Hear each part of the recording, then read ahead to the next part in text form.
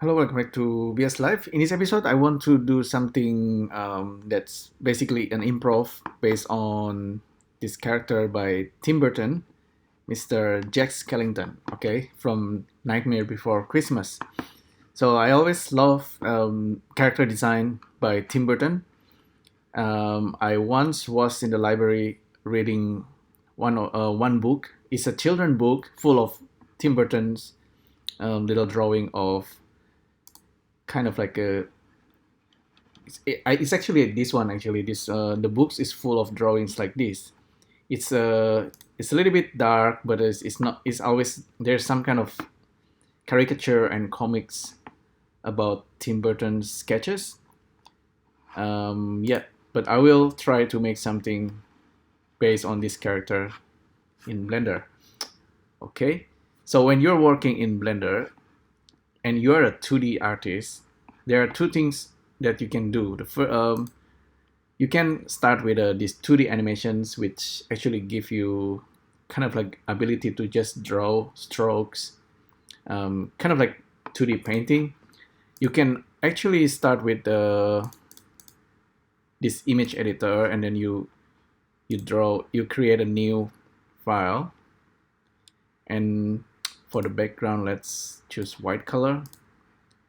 And now you can start drawing if you switch to painting, and you turn on the brush just in case, and then the brush need to be also set for the color, and you can start drawing Mr. Jack Skellington. Let me try to make the size correct. I will be just using my mouse, so this radius can be really small for Skellington. Jack Skellington, I really like it because it's really simple. The head and everything is, you can actually draw it really badly, but it's still gonna look like Jack Skellington because the character is, I think it was based on Skull, right? But this character is really like in every one of us because it's just like a smiley face of a skeleton. You can add a hair and things like that. You can make the neck really long. There is no wrong way you can ever draw Jack Skellington. Well, you probably got familiar with Halloween pumpkin. Also, I didn't grow up with this Halloween culture, but it's interesting because it's kind of like symbolic in your mind.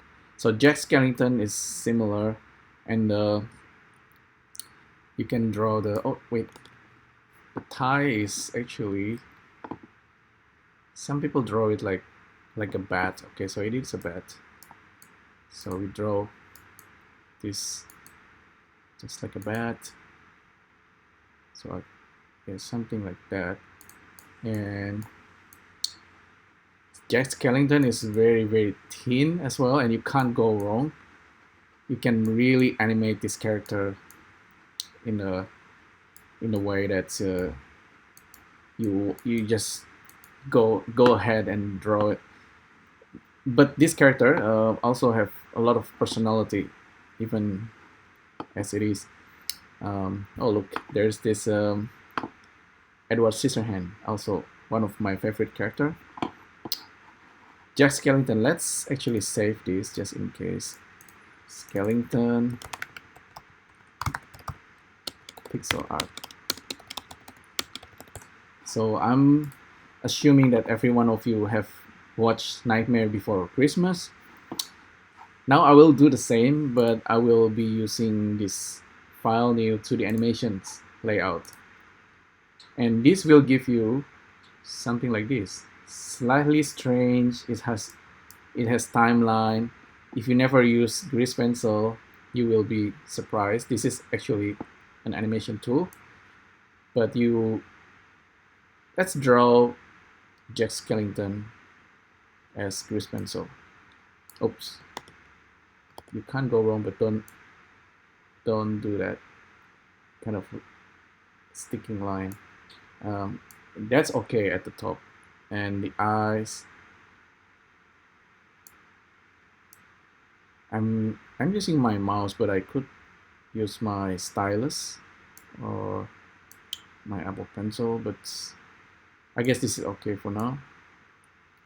So by default, seems like this grease pencil have strength set to 0.6, so it's not 100% black. The nose, okay, the nose actually more like that if you want to be accurate. The eyes is actually quite big, and the eyes changes based on emotion. This character is very emotional, so he's not always smiling, but let's see. He's mostly smiling in a weird way, and sometimes he opens his mouth a little bit, so he has mouth. And let's, okay, he definitely have a tie that looks like a bat.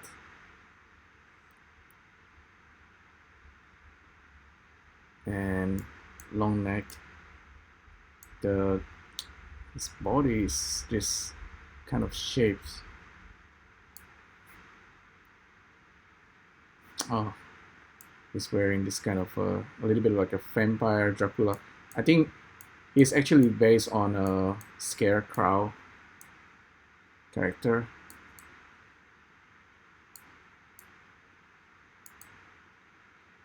I should actually draw. I can, because this is grease pencil, I can go outside the canvas, and that's actually fine as well. And you draw his leg. Oh, his hand is actually like a skeleton hand, but you can't. Yeah, you can be more accurate. I'm drawing only with the strokes at the moment because just for simplicity. This thing, by the way, the arms and everything, we can animate this very easily. Just a slight animations using bones. I never draw his leg properly. His feet. Okay, his feet is actually really tiny and small, so you can't go wrong there either. Okay, so let's say you have this Jack Skellington and you want to animate it. You apparently can. So this is GP Skellington. If you're like a purist like Tim Burton, I think from his doodle, his drawing, he turned it into a very famous animation, stop motion animation, which is made of like a handmade dolls. I believe a video say that he doesn't like it to be a CGI, but I'm gonna make this anyway. So this character, this is, imagine this is your frame and your character is showing up like this. You can animate this character actually. If I go to edit mode and move this guy, move it down maybe,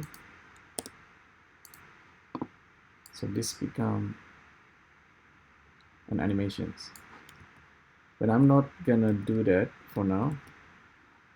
All I'm gonna do is to use the bones animation to drive this character. So let's create an armature, a single bone, and go to edit mode.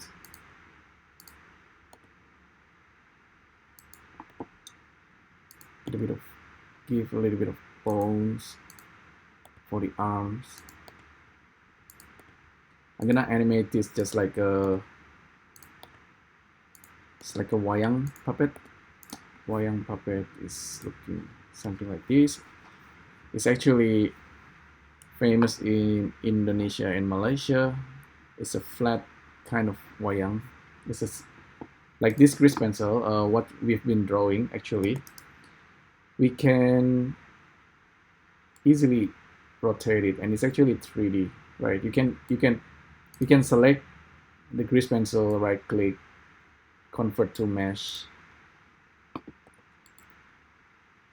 and with the mesh being created as a curve, you can actually simply turn it into geometry. If I can find 0.002, so now this is more or less a geometry, right? This is 3D. Oh, it's actually 2D, just like very flat. But if we go back to the grease pencil, also we can try to animate this guy. If I'm not wrong, we can let's go back to the camera. We can simply bind the grease pencil into the bones. It's not the most perfect because I prefer to bind mesh. So I just Control P and assign it into automatic weight. And if we go to pose mode, we can actually start to animate this character. Okay, see the weighting sometimes slightly wrong, but that's okay because this is Jack Skellington and it's just a sketch. And this character can do that. So yeah, that's what I thought. It's gonna do that. The body, it's not always perfect. Okay, that's why I don't want to do it that way. I should have actually used the curve. Do I still have the curve?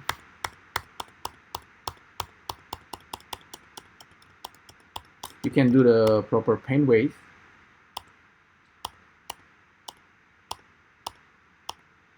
Nope, I don't have the curve. Okay, doesn't matter.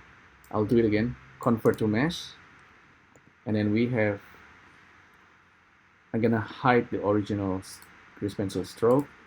Now we have this line. And I'm gonna extrude it 0.02.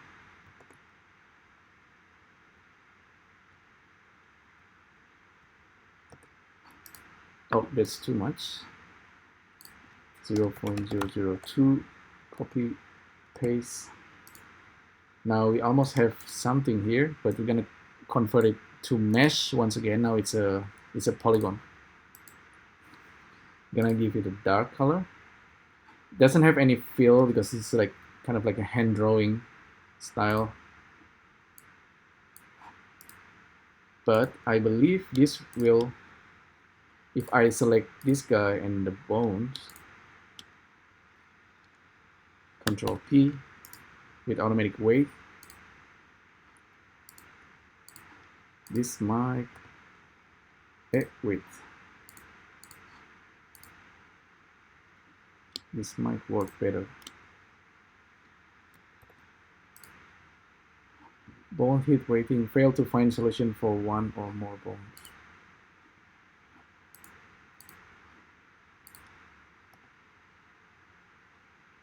Oh, wait a minute. It seems to fail. But let's see, why is it failing? I wonder. Let's get rid of this. If I make this a little bit thicker,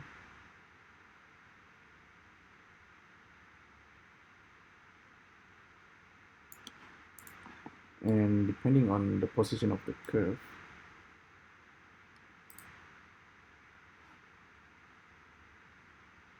let's hit apply, select the bone, Control P. We can use automatic weight or maybe envelope weight. So automatic now seems to be working. I don't know why it fails before, but you see how it works better now. let's go back to the camera. So okay, cool. Okay, we have some leftover. So let's say you animate this character, right? Select all the bones. I want to keyframe it at the bottom. Keyframe. There's some leftover mesh there. Keyframe it up here.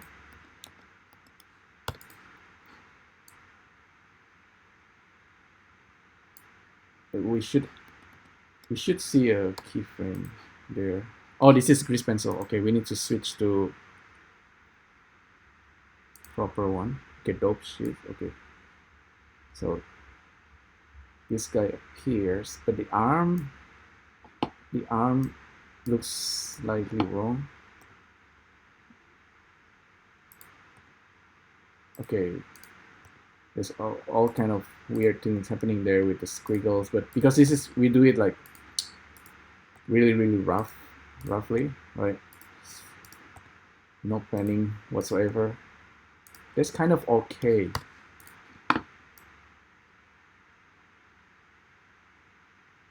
Yeah, that's probably slightly okay. I'm just trying to animate this just like a stop motion animations. Just following my intuitions. It's probably wrong. Should have planned the timing and everything. So he looks like he's trying to fly like a bird. And maybe he drops back. But we can also maybe try to animate the top part.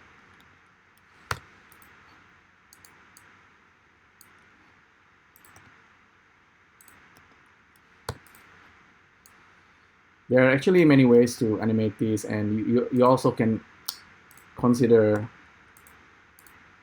whether you want to animate this as a 3D and with a proper armature. Show up, flap his wings, and maybe he drops down.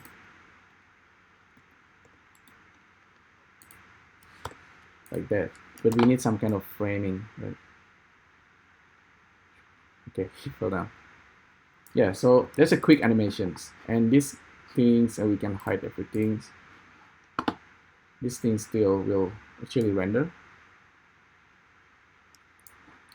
So that's a quick Jack Skellington animations. We could actually animate it in a way that we are keeping the original grease pencil drawings. Like I have an animation here. It's my wayang animations. This was actually, there was this drawings on the internet of this character. It was set up so it's animating just like a South Park animations. And I'm using a simple bones, as you can see here. And this is like a separate parts. I simply made a simple shapes and drawing the outline cut out. So it's like a paper stop motion animations. And I just animate it like that, like wayang. This is wayang. Oh, okay, this is the original. I just quickly make shapes using mesh and then rig the character. Yeah, Tim Burton, you can actually make this into 3D as well. You can look at the animations and then thinking, okay, I want this now to be a 3D animations. So you can sculpt the head very quickly. Maybe I should do like a 3D sculpting of Skellington head, maybe. But for now, I'm just happy with this pencil, and because it looks really rough, but it has some kind of personality. It was like a quick job, but you know what I mean. It's very interesting tools. Blender is very versatile in a way. And with the grease pencil, oh, this, because this is no longer a grease pencil, but with grease pencil you can always give some kind of effects like a scribble, things like that. But yeah, hopefully you find this interesting and useful. Feel free to draw character just like Tim Burton. You don't need to copy Tim Burton, but the energy, the character, the personality that he used, personality that he gives into this character. This is not like super hyper realistic characters like what you see every day on AAA games or movies. This is a scribble characters, and this is actually much more. It has more emotions and personalities, I believe, than most of comic characters, whatever. This is really raw, and it's actually really powerful. People need to draw like this again, you know, because we are kind of getting at a stage where everything is realistic. But look at this squiggle, all this imperfection on the drawing. Okay, that's Tim Burton and Skellington. I'm not a stop motion puppet animators, but I want to try stop motions one day. Maybe if you want some kind of inspirations, look at works by Goro Fujita and look at his Twitter. I think he is like 10 years ahead of most of animators out there. He made animations in VR. This is something that I've been trying to do using Blender and Grease Pencil. Most of the animations you see here is like black and white. It's like scribble. Oops, that one's real out. But this one in particular, I like this acrobatic one. It's almost like static, but it's a circus, and there's this animation of the claws, and this is brilliant. And there is also camera changes, because you can do that in VR, not quite the same in AR. That's the drawing of Kim Junggi, which is also a famous artist that can draw with strokes really well. Maybe I like black strokes, like this Kim Junggi. Look at Kim Junggi sketches, and then whether you can turn it into animations. Maybe you can with Blender. Maybe I'll try that. So yeah, that's a quick look at Grease Pencil, quick animations of Jack Skellington. Hopefully you find this useful. Let me know if you have any question, comments, and I'll see you next time. Thank you. Bye.